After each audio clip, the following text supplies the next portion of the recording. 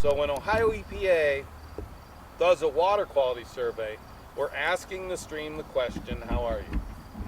And we use what we call multiple lines of evidence, because sometimes chemistry alone doesn't tell the story, or biology may not tell the complete story, but when you overlap all of this, it gives Ohio EPA an incredibly detailed way of looking at a stream. So, in the country, Ohio EPA was the first state to implement biologic water quality standards. And we came up with, if anyone's ever heard of the Invertebrate Community Index, it's a bug score. It was developed by Ohio EPA and is used globally. So we're pretty proud of our biologic monitoring program. First time we came through here was in the mid-'80s. And it was a much different stream back then. So basically, when we did this in the 80s, Leslie Run down to Bull Creek was pretty much biologically dead. And if you go into Sulphur Run, it was so impacted by land use change, industries along where the railroad is now, that we made that stream something we called limited resource water, meaning it was so physically changed, we didn't expect it to have the ability to attain these biologic standards. So that's generally not a good thing. It still remains that way, and if you've walked on it, even though fish and things can, it's not like it's dead, but physically it just doesn't have that structure to support a healthy fish community. Good luck, bad luck, whatever luck it is. Last year, Ohio EPA biologically and chemically assessed the entire Little Beaver Creek watershed. And that is something that is, in terms of what happened with the derailment, it is really, really rare for us to have the year before data to know what it was before an event. And then we will come back next year, in addition to what was done this year, we'll come back next year and reassess the ecology again. So we ask that question. Usually when we have something like this, we wait a year, let the stream kind of reset, and then we come back and ask the stream again, how you doing? So we're going to walk over to the stream and do the chemistry demo, and we'll talk a little bit about why we do it and what we do it, and I'll show you how we do it. If you have questions, ask. And then we'll see if any of you want to try and see if you can collect a zero headspace VOC. We'll see how good your skills are. Yeah. That'll give me something to enjoy. Meter. And it's a baseline thing that'll give us a temperature reading, dissolved oxygen, and conductivity. So what that does is it's just some general information on the stream. Doesn't necessarily mean it's good or bad, but like, for example, the wastewater plant. They have a higher conductivity because of what anytime we pee stuff out, there's conductivity, the salts and all those things.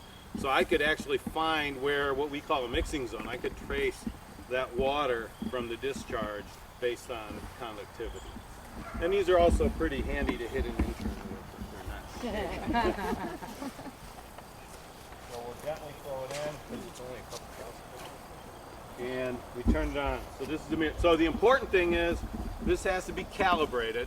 So before we go in the field, you calibrate this meter, and that way it's going to give you the most accurate reading it can.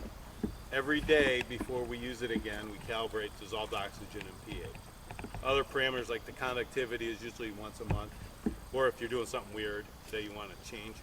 But for this, so now what we're seeing is right here, it is 16.9 degrees centigrade. So it's starting to cool down, but that's okay because the days are cooling. The cool thing about Leslie Run here is in this section of stream, it is what we call warm water habitat. So in our rules, that's a default for a general body in the state. That means we expect you to be okay. As soon as you get to river mile 1.9, so when you go down the hill, there's that pull off. The next crossing, Leslie Run becomes what we call a cold water stream.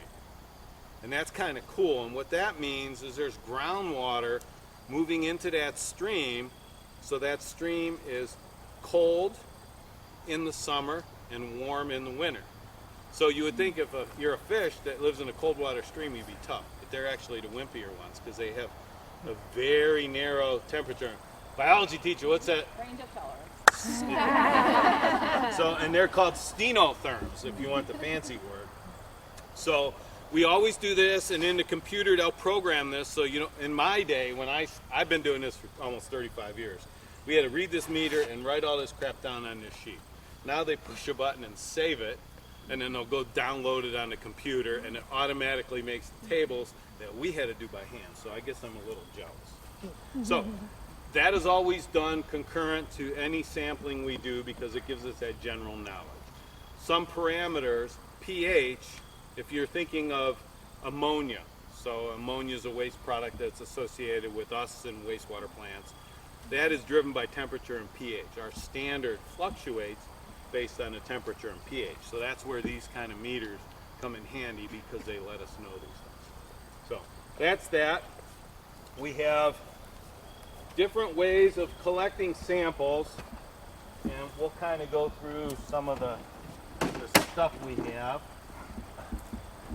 We have lots of, these are called cubitaners, and these are where we will place water samples that are our typical ones for a stream. So if you're thinking metals, so arsenic, zinc, lead, all those are collected in cubitaners like this.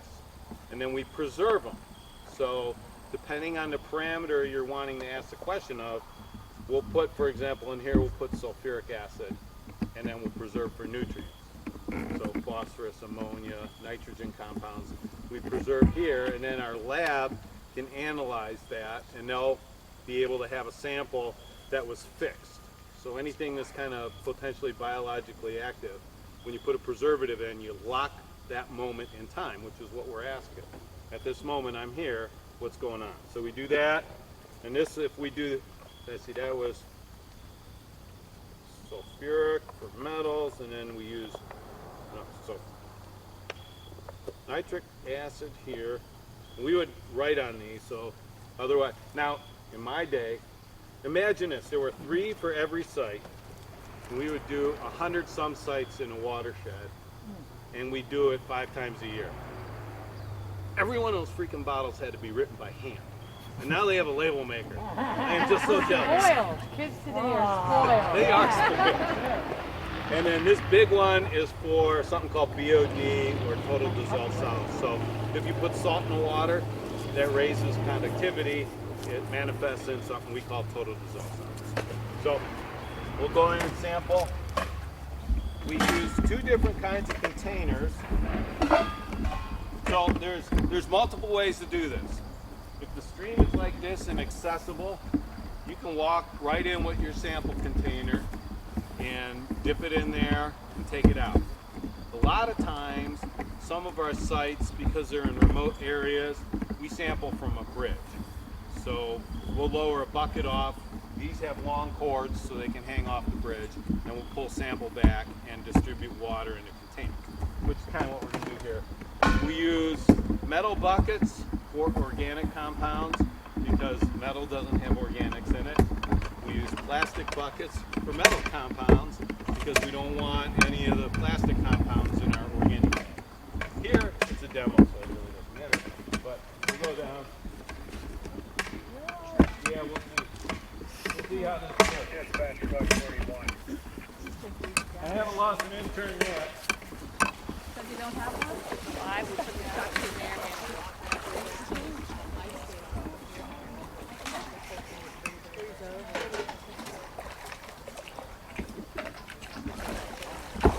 So if you can imagine this 3-gallon bucket, if you're dipping off a bridge, it's like 20 or 30 feet high, and you do that about 10 times a day, it builds up some upper body strength. The important thing is, so I got my knee replaced in December, and in February I was walking in these creeks checking for stuff. Screws help. All right, so the highly technical way we do this is you have multiple containers for different things, and everything has a place and a purpose.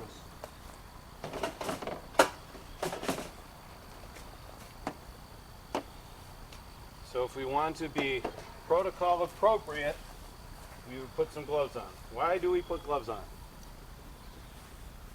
Cross-contamination. To protect the samples from meat. So it's not about necessarily the water, although if you're sampling raw sewage, well, some of us don't anymore, but most people would wear gloves. But the big thing to do is you're protecting the sample from meat, because I'm trying to get, again, this snapshot at this moment in time. So the chemistry stuff we're doing is a snapshot of what's going on at that moment. And it's really challenging to do this. You have multiple ways of doing it, but still, look at that. You always want to overfill and not touch the bucket again because we don't want to contaminate stuff. There we have this and this. As long as it's labeled correctly, the lab won't yell at us. And then a miracle will occur in about 3 to 4 months. We will get sample results. So in my day, because I'm old, all this stuff was done on paper. So our sample sheets were all written out. The results all came back to us.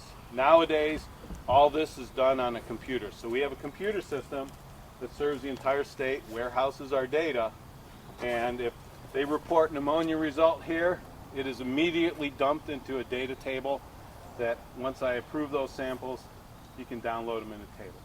So at the end of the year, we'll download a survey, and there will be thousands of data points in that survey, and then we start knitting together the story, because really we're asking things of the stream. How are you doing? So this is part of that story. So these are all water ones. May I ask a question? You can. Why does it take 3 to 4 months to get the results? Well, first of all, our lab has like 6 people, and they're probably getting 10 to 20,000 samples in the summer. So each of these things, the reason we preserve it is so they don't have to analyze it that day. So it's a staffing issue.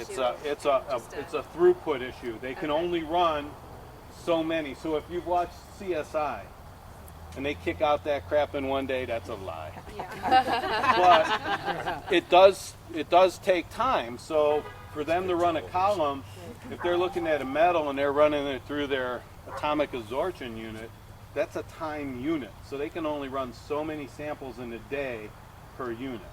So there's a physical capacity, staffing capacity, and that's why we preserve things, because some of these compounds, like if we fill this up for what we call biochemical oxygen demand, the ability of a stream to strip oxygen, that has to be analyzed right away.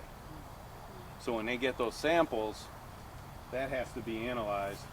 If this has a holding time of 6 months, they put it in the fridge, and then when they're able to do that, they don't have any of these, they work it in. So it's the lab's job to schedule that.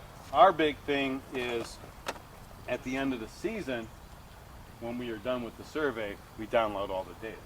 Now, that being said, like when you're looking at all the sampling here, they're on rush samples.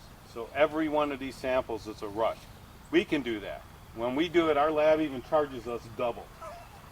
So there's a cost associated with that. And if we have complaints or we need to know right then, we can do that. But What's the time on a rush sample? depends on the parameter. Like, so this sample, if we're looking for biochemical oxygen demand, it's a 5-day test. So 6 days from the time you get it down to that would be a turnaround. Some of these we can get them within a week, a couple days. So yeah, it can turn around fairly quick, but it's all on priorities. And these things, when we're doing a watershed survey, it's not, as priorities go, it's not a rush. We're taking our time to go through and ask those questions. So these are water samples. The other thing we do, and we'll do the organic stuff in a second, is mud. So this is sediment. So the one thing about the Little Beaver Creek watershed is it does not have a lot of silt in it. So this is silt, and I had to work really hard to find this. And that's, as watersheds go, that's a good thing. There are some streams, if you go in an agricultural drainage area, you could be walking in 3 feet of silt in the stream before you hit bottom. if you walk through here, there's a fine dusting. If you look over this whole stream, there is a very fine dusting of silt. It came from the bridge project. And then all the other, if you look at the edges of the stream, like right here, see all this? This is bank failure. Every time you get a storm event, it's rushing here because it can't go into the floodplain and chill out. This gets mushed in the water and goes downstream. So many streams, the bulk of the silt and sediment in those streams is auto-generated from the sides. So this would be silt. There's a nice pocket over there, which was really exciting. And then right here is a honey hole. It was really good. So when you're doing silt, we scrape that silt up, and if you're in a very depauperous stream that doesn't have a lot of silt, we're going in an area, and you could be there for half an hour to an hour trying to hunt up enough silt to fill your stuff up. So for example, this would be what we use to collect mud. Yum yum. And the goal is we get in trouble if we have leaves or other organics in there. Our lab does not like that. And you just fill a jar, let the water drain out, just like pudding. So this is high quality silt. I was really excited I found it. And you can just pour it in here. And when you're done, of course, nowadays those kids have the labels all pre-made, which is no fair.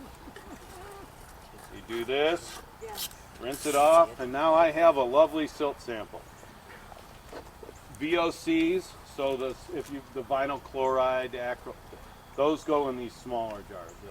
And the cool thing about these is because organics will vaporize and can leave, each of these jars has a Teflon top to it. So when rubber would be bad because we're testing for that stuff, so you can't preserve it with that stuff. But you twist this on, and that Teflon and glass makes an airtight seal. So that. All this stuff is how we do sediment. Sediment samples have about a 6-month holding time, and during our sample season, when we're asking that question, those are usually at the end of our season because we're rushing to make sure we get all our chemistry in, and then the sediment is what we'll typically get at the end of our sample season. In Ohio, when we talk about the biology next week, our biologic sampling season goes from June 15th through October 15th. And the reason we do that, as the temperatures start to change, the fish and the bugs, because we're mostly getting baby bugs, move. And we'll talk a little bit about that. So we're trying to get them when they're there. Because again, we're asking that same question, how you doing? Chemistry is that moment in time. So if I'm lucky, so like when we're talking like, when would an industry discharge? If they don't want to get caught, they'll do it at night. But the fish are there at night. So that's why those multiple lines of evidence paint the picture of what's really going on in the stream. So, pull them inside out. Oh, lovely. So this is the one thing, if folks want to try, if you are brave, and if you do it wrong, I can laugh at you. That's the important part. When we do, we'll clean my hands off. Be like Bob Ross. So this is when we're talking about what's a driver in a lot of the stream work here, the vinyl chlorides, these organics. This is what we use to sample water organics. And there's a little septum on the top. So just like on CSI, there's that little circle that goes around and that little arm that goes out, and it pokes a hole in here. And it'll draw that water sample out. So these, you dip in the water, and then the water, because of electric tension, forms a bump. That's called the meniscus. And so you pour a little bit in here and get that meniscus as high as you can. Then you, of course, have to put 2 drops of hydrochloric acid in there. You twist it shut, and you shake it, and there are no bubbles. That means I will not get yelled at by the lab.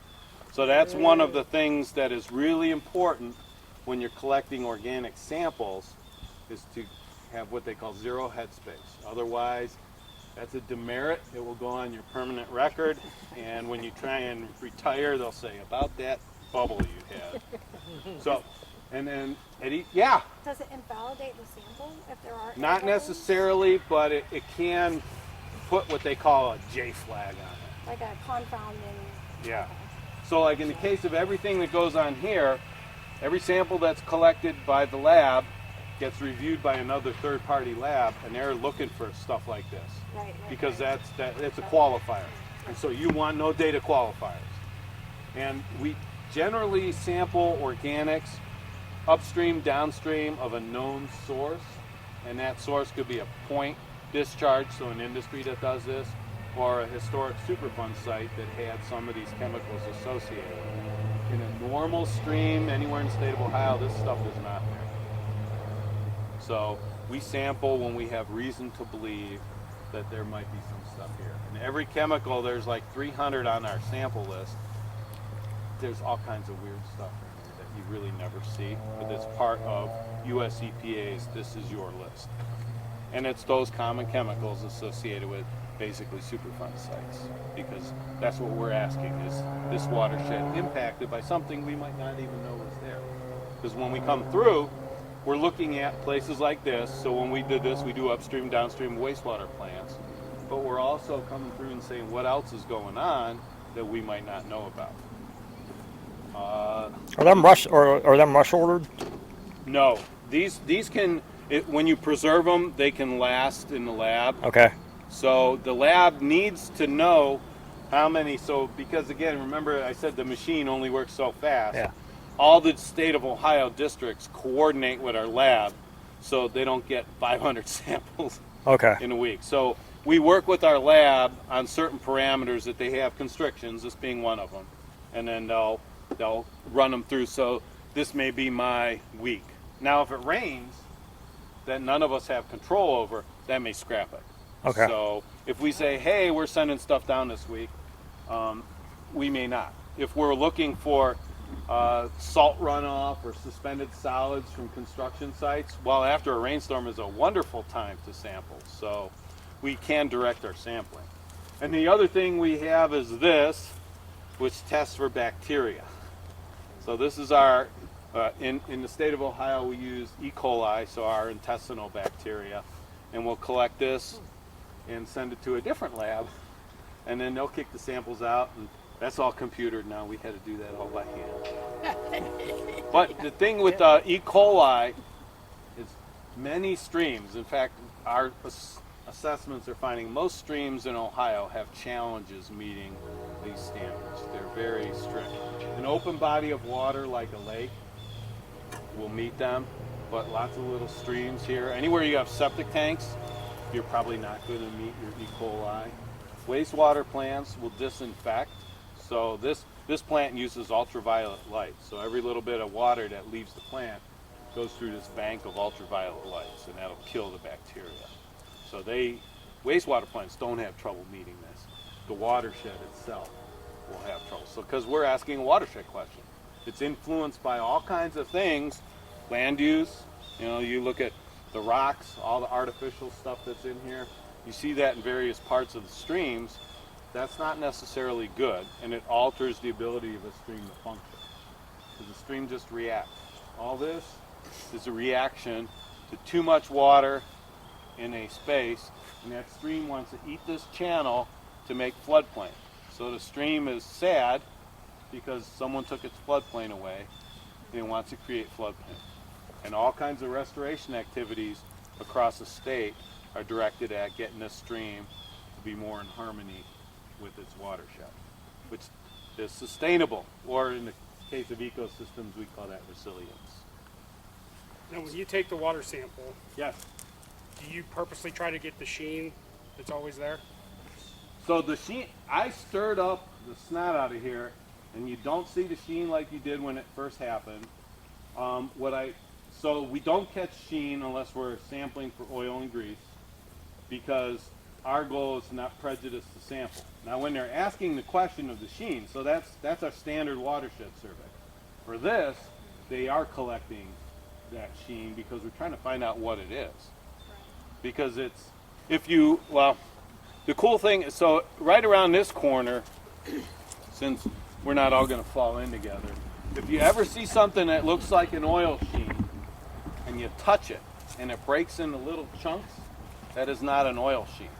That is bacteria that grows and it reflects. It looks just like an oil sheen until you touch it, and it goes into plates. And that's bacteria colonies, and that is right here. And that's typically where groundwater comes out because it's carrying that stuff, and this iron bacteria uses that as part of its chemistry stuff in its cells. But you'll see that. So, well, I use my finger. If you don't want to, you just poke it with a stick. If it breaks into plates, that is not oil. Oil will always swirl back. So when you're talking about the sheen, there was a nice, just around that tree, some deeper sediment, and then here, over here, some deeper sediment. I actually did get some sheen out of both of those areas. So what I think's going on is, this happened several months ago now. Surface water is moving stuff. Biologically, this stuff breaks down, so Mother Nature's doing her thing. But those deeper sediments that got plated again with some more sediment, that's where the areas, if I'm looking at where might stuff still be, that's it. But again, I was digging around in there and digging around in there, and it was nothing like, well, I'm sure you guys, when you stepped in February, March, it just was bank to bank. And that's getting more and more challenging to even find stuff that makes a bleb. These will put little bits coming out, but it's not like it was, and it's time. Mother Nature does this on her own because all this is just organics. These are just organic chemicals, and they're all getting broken down by processes. So we're talking about Leslie only. You looking for stuff? Like no. like the blobs? Because I mean. Oh no. Sulfur is. Yeah, and sulfur is a different. So you have two different beasts. Okay. So in Ohio EPA world, this is the stream that has biologic standards and chemistry. So we're looking for those here. Sulfur Run is purely driven by chemistry and the presence or absence of sheen. Okay. And so that's where, that all the sampling that's been going on, even initially, because I've been the one entering on EPA's data set, I've been tracking all this from the beginning. At the very beginning, there was a site, it was called Site 14, which was at that lower railroad crossing. And I could tell where they were excavating without even being there by the crap that was showing up in that site. But that was all contained. So that even though that was part of the spill, it was contained, it was being measured. When they did all the excavation, that site went away because all the material is gone. But you could see that stuff. Now really, at behind the car wash, that's really one of the few sites that ever gets a hit of anything, and it's at acrylate. So that sweetie kind of smell that was here, that's those acrylates. But it's at the level of detection is 1, and we're seeing it at 1.4, 1.6, sometimes 2. So it's hovering around that limit of detection. So again, the whole where we are today is nothing like where we were in February through even May. It's a whole different thing. So it's really hard in this. I think where there's very few places, because we walked all the way from the bottom all the way up here. Yeah, I have to. And when you pull off at that parking area, which is about 2 miles down from where Sulphur Run comes in our water quality standards, Sulphur Run is unnamed tributary to Leslie Run at River Mile 3.37. So you can call it Sulphur Run, it's easy. Okay, yeah. But from that point down to River Mile 2, about maybe a half mile up from that pull-off, there was one deep pool that actually had silt in it. It was a nice accumulation of silt, if you were doing this. Other than that, this stream is the Little Beaver in general, it does not have lots of silt in it. It has high energy, you got these gradients, lots of rocks, and this area, because it's flat and slow, is where silt's going to drop out.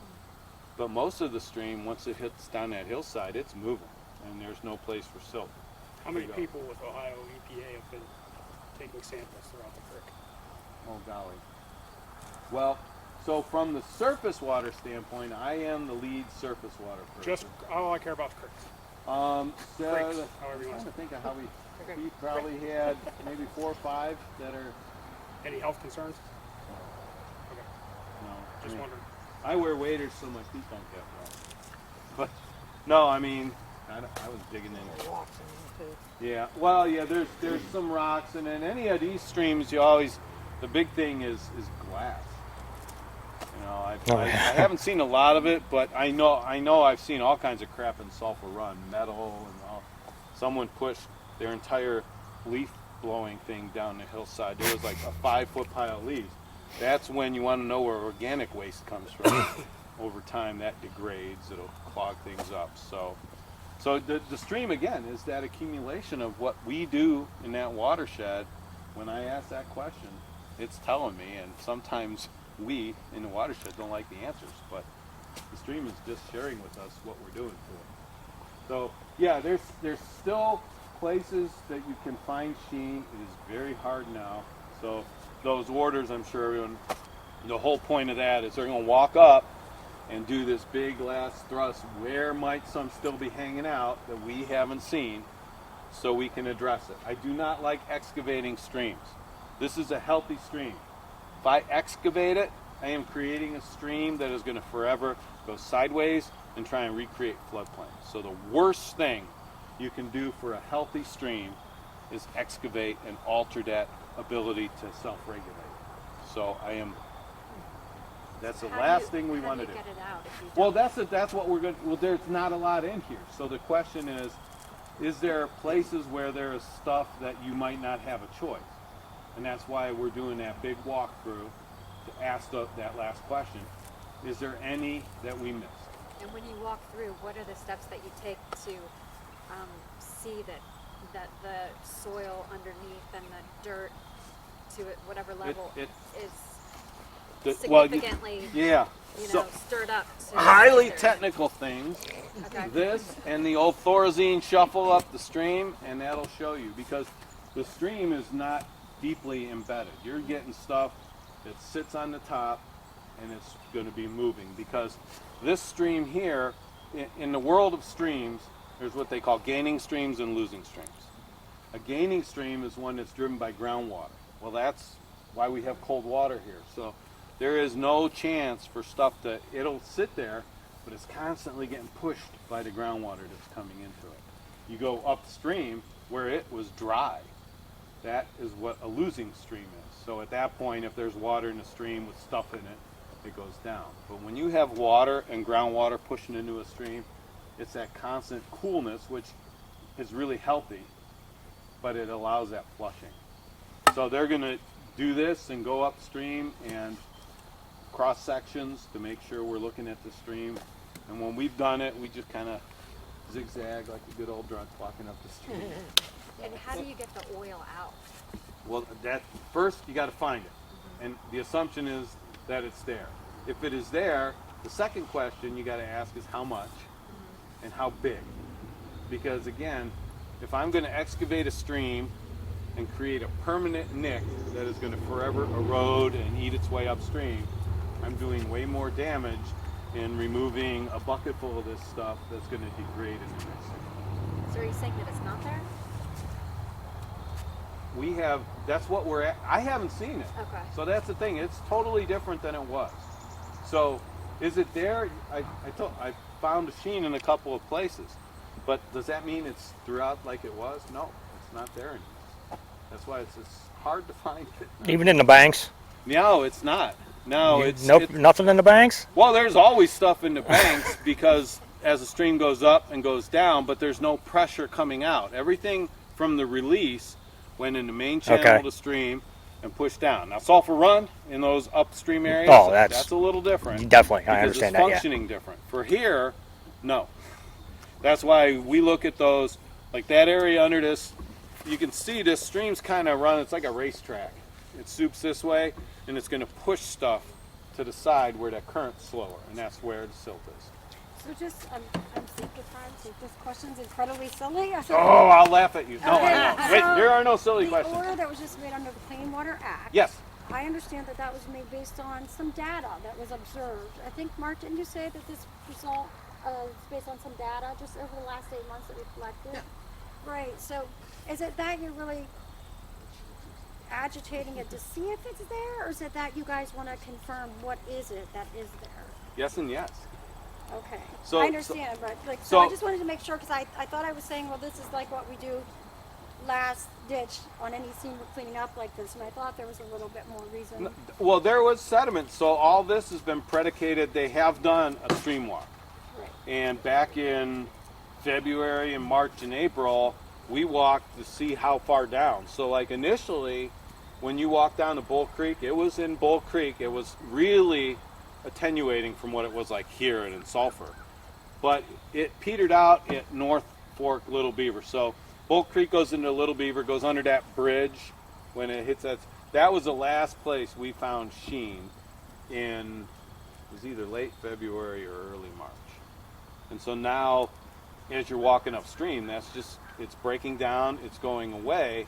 So this is, there was sediment samples taken in certain places, low levels of chemicals of various ones are there, so that's what's driving this. It's Okay, like, that's what I is thought. there I a wanted place to we have clarify that. missed? Because no matter what, It's still there. even if you do 20 sediment samples in a 5-mile creek, that's a lot.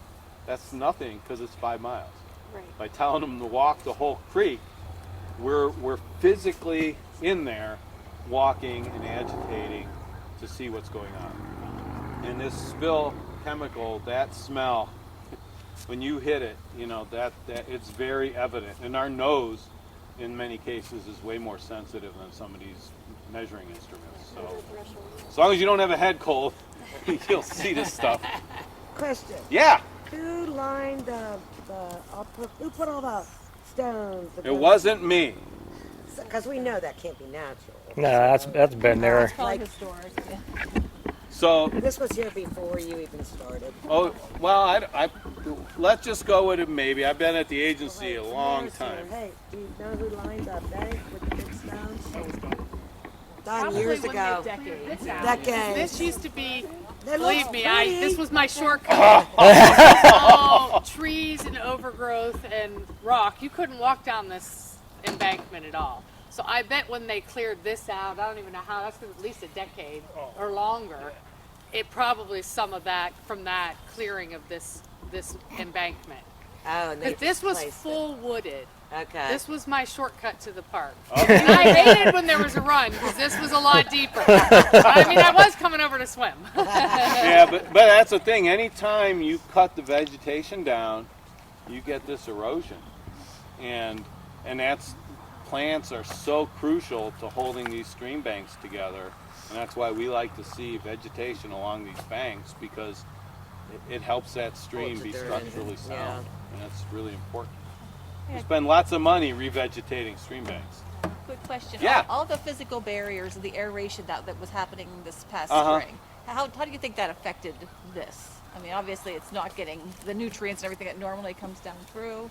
So, if you think, I mean, let's think about the derailment the way that the stream saw it. Stream was happy.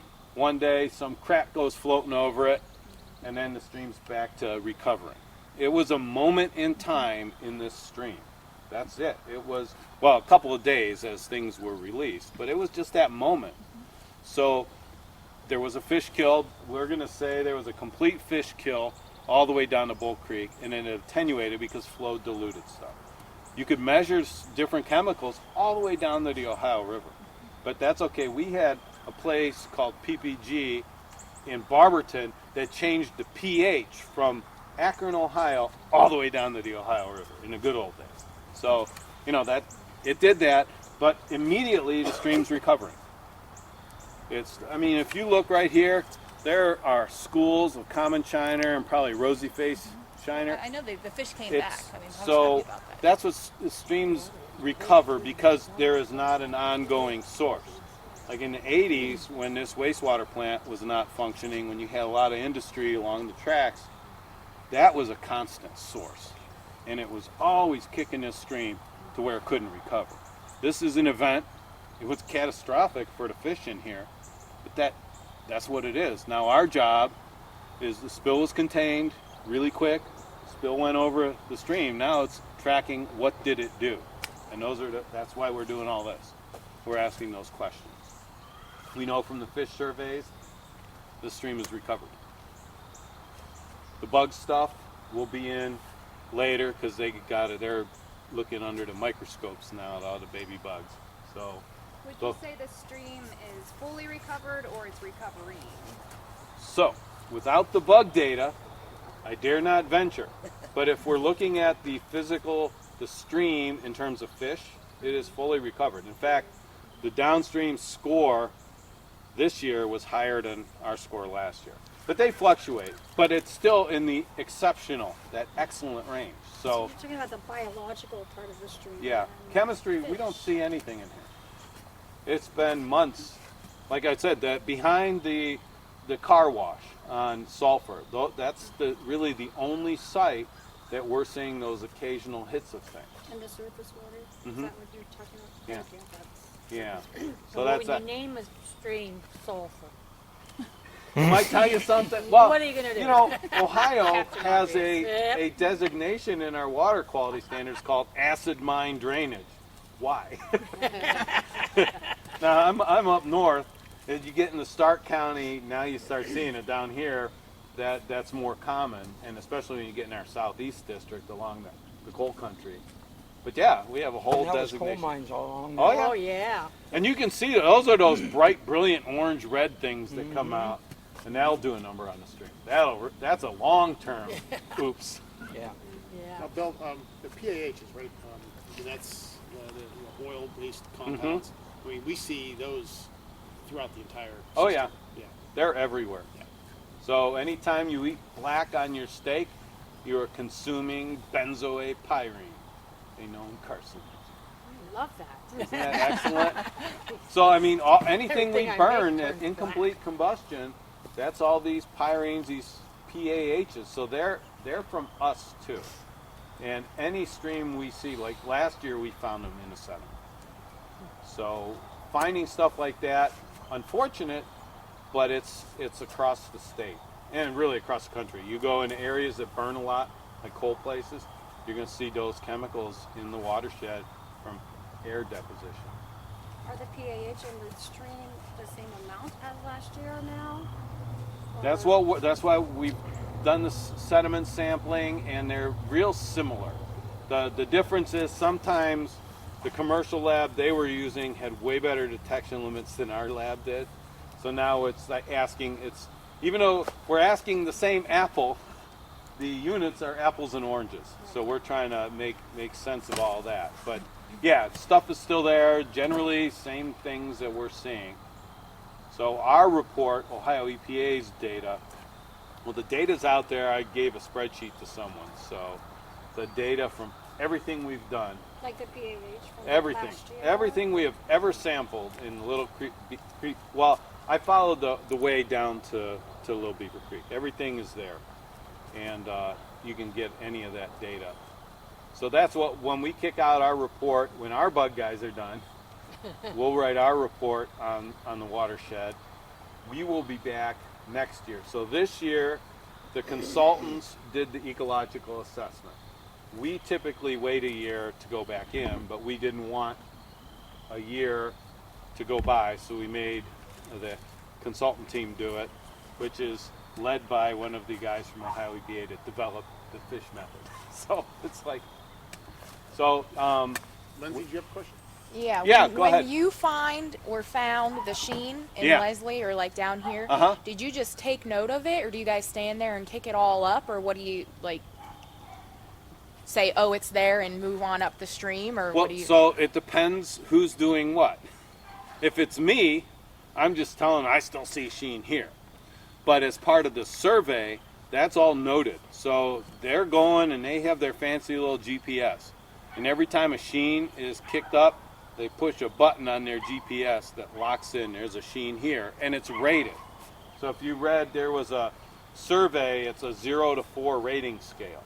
So 0 is no sheen, 1 is what I got here, 2 and 3s and 4s, it comes up. So like, and if you ever walked in the creek, well, you shouldn't have, but if you did, and you walk down where the turnoff is, and you just looked at that stream, instantly it just went bank to bank. That's a level 4 stream. We're not seeing that anymore, but that's why we're asking this real finite look at the stream. We want to make sure it's not there. Because these things that are ones that it's better to let Mother Nature take her time, because we will do way more damage messing with that. Now, Sulphur Run is a different beast because it doesn't have the same ecological criteria, so I'm not worried like I am here. If we start messing with this stream, we're going to do way more damage than if Sulphur Run gets rained out. So you considering an excavation at Sulphur Run? They've already done that agitation, and that's Okay. why we're doing this last run through to see, because that I could live with that.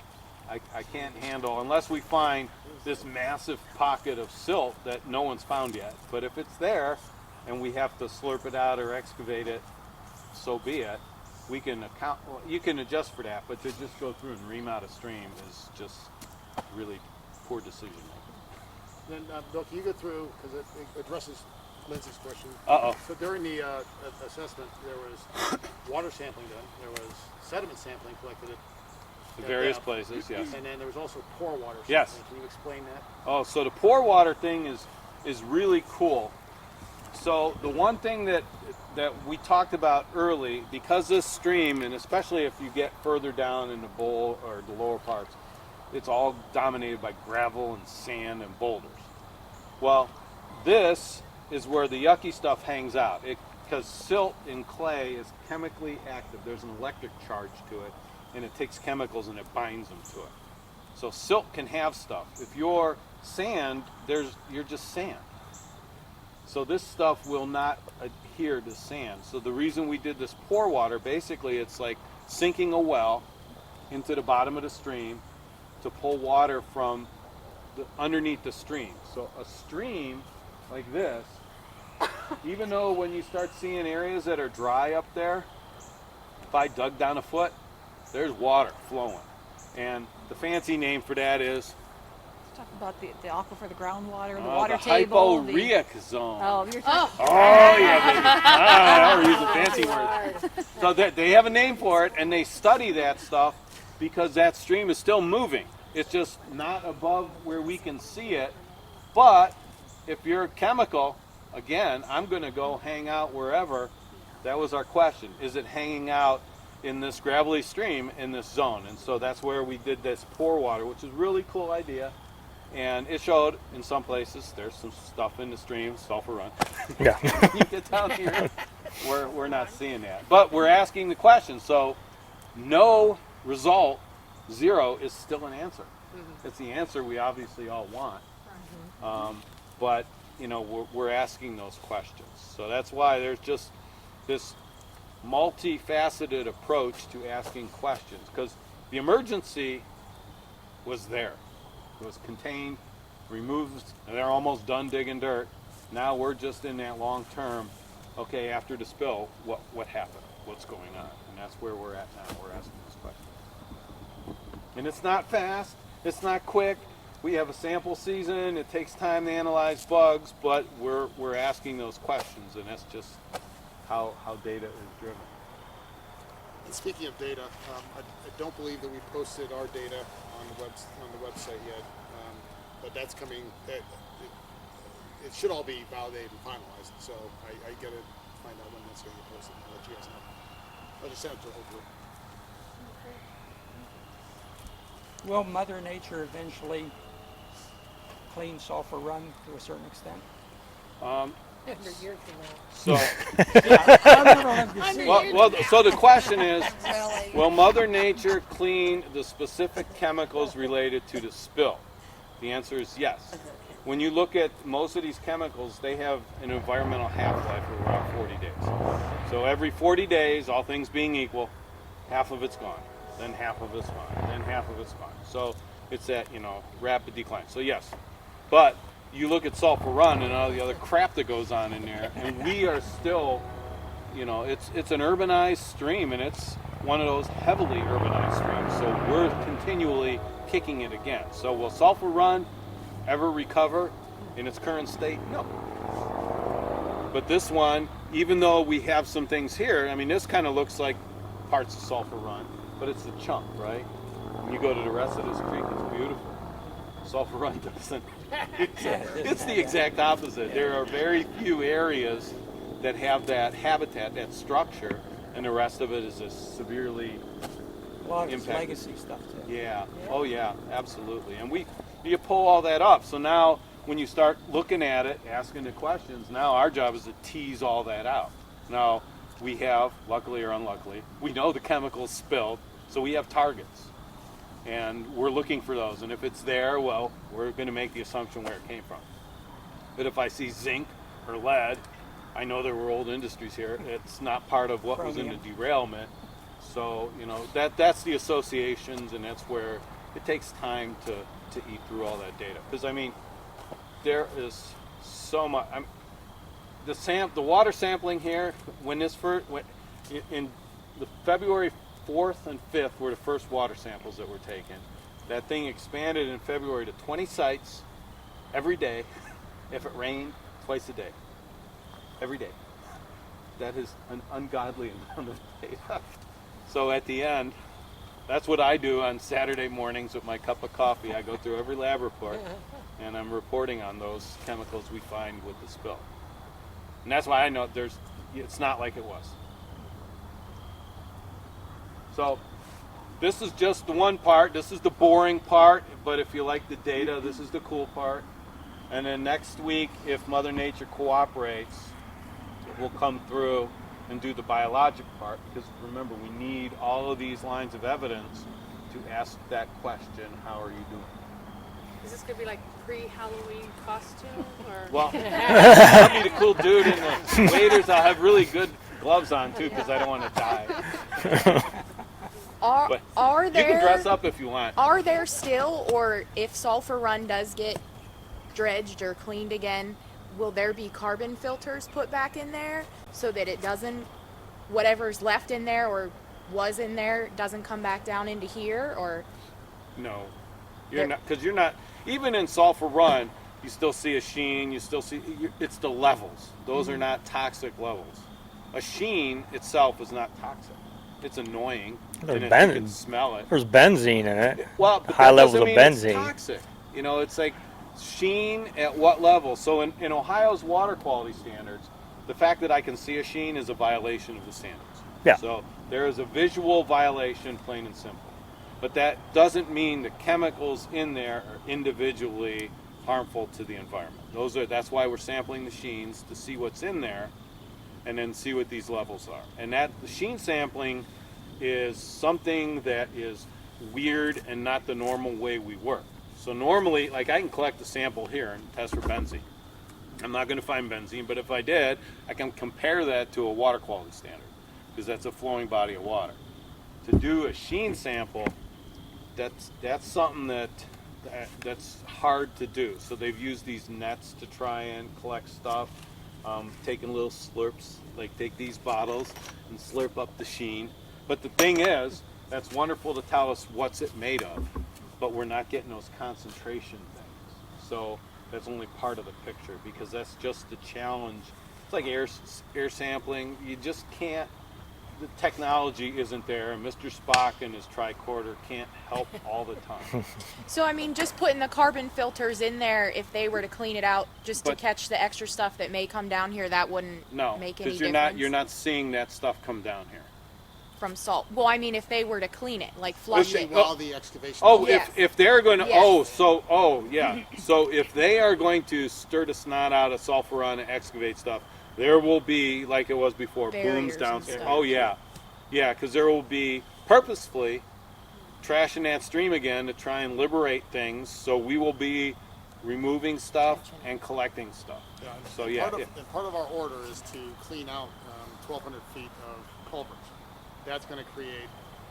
right, and So there'll be some controls put into place to. yeah, because that one culvert upstream of the car wash is the one that's no one can physically look at, because it's that tiny one.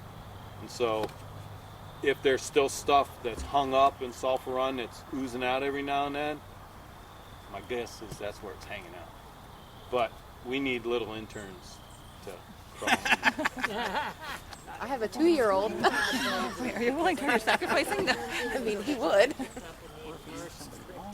You did, or low levels, or how's the benzene? Like, is it like it was detected and now it's picked up again, or what's the true story with the benzene in Well, the creek? I mean, benzene's everywhere because every time you drop a few drops out of your gas tank from that filling it, you're putting benzene on the ground. But have we seen it here? Most of it, now you're asking it. Mark, hold on. Did you say benzene was detected in the creek low levels when you guys tested the creek in the beginning? There was In the beginning, yeah, I believe so. Yeah, I'm guessing, but when you're talking, this was in the upper parts of the spill-related area. Once you start getting down here, we're not seeing it. We just took samples from the bridge area after knocking the bridge down, and benzene was over reporting limit. But again, now, where's that coming from? From stirring up the bridge, from legacy stuff, or from the spill? Everything before that bridge says that wasn't an issue. When they dug through to redo the gas line, we were here for just that reason, because it's like, oh, they're going to excavate into that hyporeic zone. This is going to be great. It's going to smell really bad, and we know that, because that was our question. Did this stuff really take that deep dive into the gravels? And no. I guess it was pleasantly disappointing, because I really thought, so that was, when they dropped the bridge, that was, the thing that was not a concern was, oh no, they stirred up all this sediment again that may have had stuff, but we knew from their excavation that we weren't seeing that. I don't know if you've seen the bridge, the video of the bridge, the hole that they dug and all the chemicals flowing out of I there. was here. I mean, That's a whole separate story. okay. I was going to say, you can't say there's nothing in the ground because, man, that stuff was just flowing out there. Oh, well, no, there's groundwater. Yeah. Yeah, absolutely. If you think of the Mississippi River, this is not the Mississippi River, but that hyporeic zone, they have found aquatic insects almost a mile away going sideways. So there's things that, especially in high gravel streams like this, there's bugs, baby bugs that hang out in this zone. So that much water, this is one huge, we're just seeing the top. Oh, it's like an think of this as an iceberg. We're seeing the top of this stream, these gravel streams. There's all this other water flowing underneath. So when they were digging that, and then they put that big pillow in the middle of the creek, the snot goes up. Okay. I'm going to rephrase what I think you're saying. Tell me if I'm right. Uh-oh. Okay. So when you're seeing the sheens and you guys capture whatever, not necessarily the sheen, but when you guys go out, you're saying that when they sample that in this material, you can get a qualitative data report, but not necessarily a quantitative data, right? Like you can see what's there, but mix it up, but you can't see the levels. So they can do a level. They can. But the thing is, it's not the way we sample, it's not a representative sample of the stream. It's a targeted sample that is in a matrix fashion. It's taken something, so we can't compare it. Now, if there's a lot there, it's not like we're dumb. If you see a whole bunch of vinyl chloride there, we're going, oh, that's bad. But can I compare that directly to our standards? That's the thing. So we're looking at asking the question, is it here? And where the sheen pops up, the second question is, what is in it? Because it is not, when we've looked at some of these sheen things, the bulk of it is not stuff that's in the spill, in the derailment chemicals. Because that's, again, your watershed has been putting this crap in there. So that's what we're trying to find out. Is it driven by the watershed?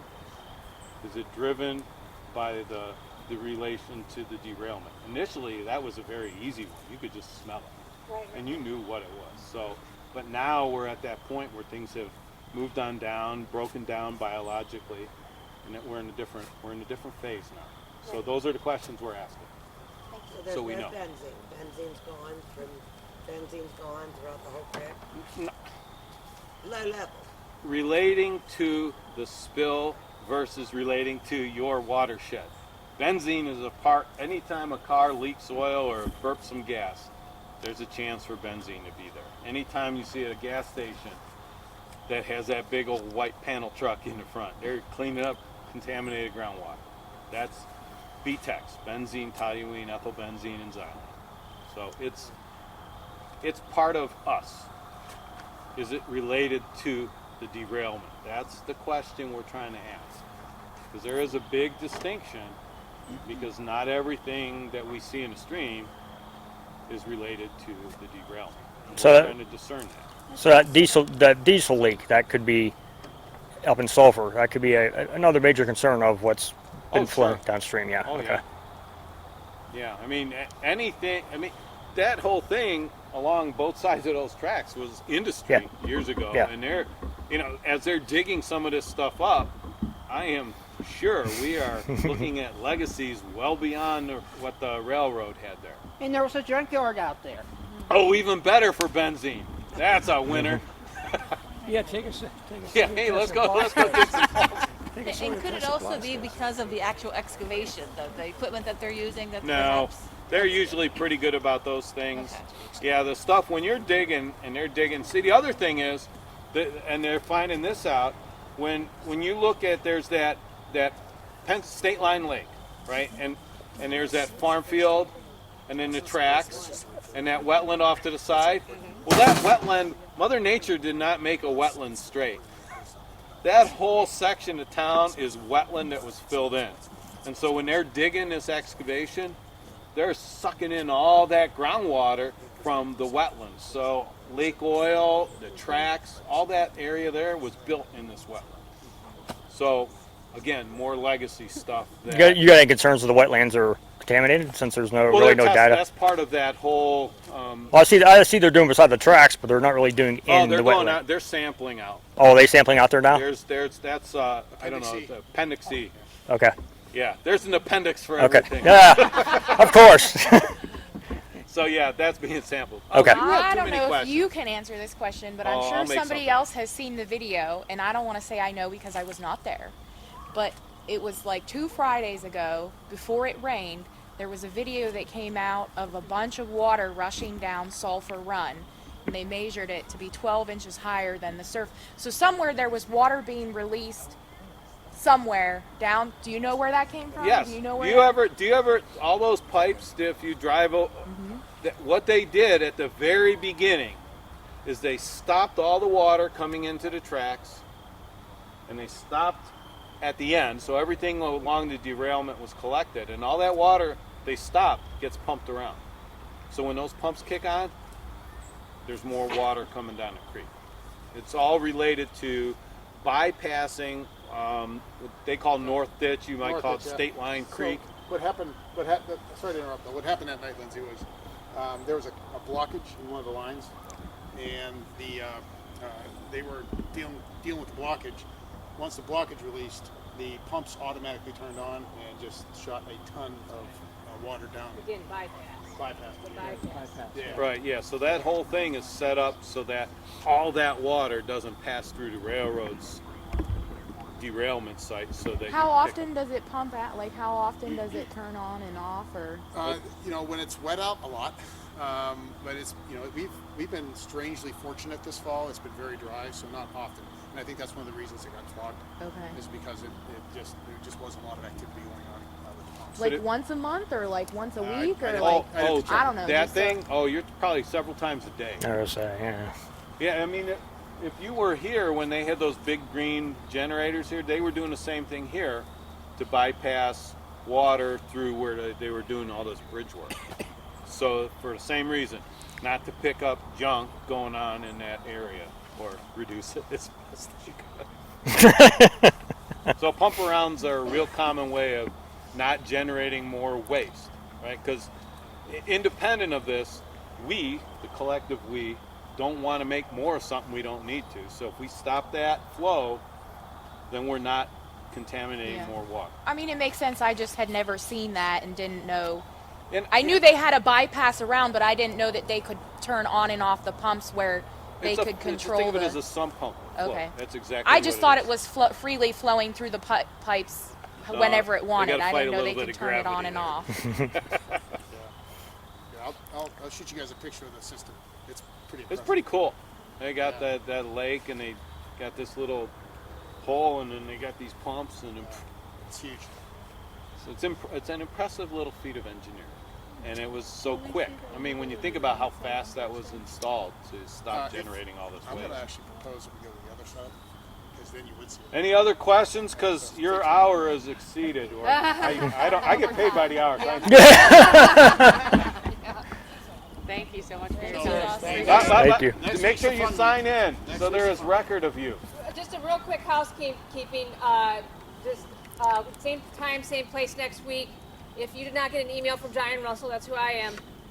Make sure I have your email, so in case there's any kind of like cancellation, weather, delay, I can email you. So you didn't see my little yellow pad today. Thank you. Thank you. Bye. Of course. Yeah, really great, thank you.